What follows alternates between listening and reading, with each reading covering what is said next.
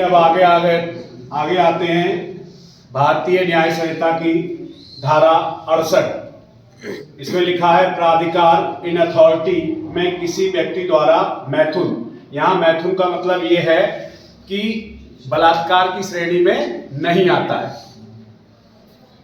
जो कोई कहा है प्राधिकार की किसी स्थिति या वैश्वासिक संबंध फिड्यूशियरी रिलेशनशिप रखते हुए, तो यहाँ ये वैश्वासिक संबंध बताना चाहूंगा।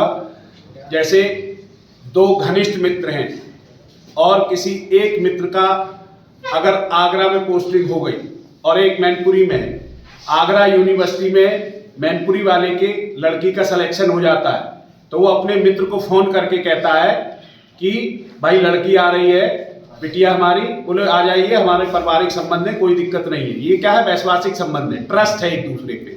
लेकिन वहां उसके साथ अगर ऐसा कुछ हो जाता है तो वो इस धारा के अंतर्गत आएगी। तो वैश्वासिक संबंध समझ गए रखते हुए। दूसरा है कोई लोक सेवक होते हुए, जैसे कि आप लोक सेवक हैं, आप पे भी लागू होता है। किसी जेल तो आप समझ ही रहे होंगे, ये है प्रतिप्रेषण गृह यानी कि रिमांड होम। इसको पुलिस की बोलचाल की भाषा में बोलते हैं वन स्टॉप सेंटर, जहां की हम महिलाओं को ले आते हैं।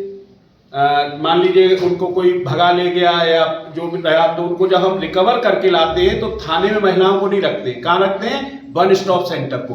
तो उसी को बोलते हैं प्रतिप्रेषण गृह या रिमांड होम। या अवरक्षा के अन्य स्थान का या महिलाओं या बालकों की किसी संस्था, बालकों की संस्था जैसे जो बच्चों की जेल होती है, बालकों की संस्था का कोई अधीक्षक या प्रबंधक होते हुए। अगला घा है कि अस्पताल के प्रबंध तंत्र या किसी अस्पताल के कर्मचारी वृंद के होते हुए। तो एक तो चाहे सरकारी अस्पताल हो या प्राइवेट अस्पताल भी हो सकता है, तो एक तो किसी के मैनेजमेंट में होगा और दूसरा वहां पे जो लोग doctor, nurse, compounder, ward boy, pharmacist काम करते होंगे, उन सब के लिए है। ऐसी महिला को जो उनकी अभिरक्षा में है, उनकी कस्टडी में है, उसके भार साधन में, भार साधन का मैं अभी आपको बता ही चुका हूं, जैसे एसएचओ के भार साधन में उसका सबऑर्डिनेट स्टाफ रहता है, के अधीन परिसर में उपस्थित है। परिसर का मतलब जहां जैसे थाना है तो थाना परिसर में, अस्पताल है तो अस्पताल के परिसर में, या बच्चों की जेल है तो बच्चों की जेल के परिसर में, रिमांड होम है तो वहां उपस्थित है। अपने साथ मैथुन करने हेतु जो बलात्संग के अपराध की कोटि में नहीं आता है। क्योंकि बलात्कार की कोटि में इसलिए नहीं आ रहा है कि जबरदस्ती नहीं कर रहे, पर कर तो कुछ गलत ही रहे। गलत क्या कर रहे हैं?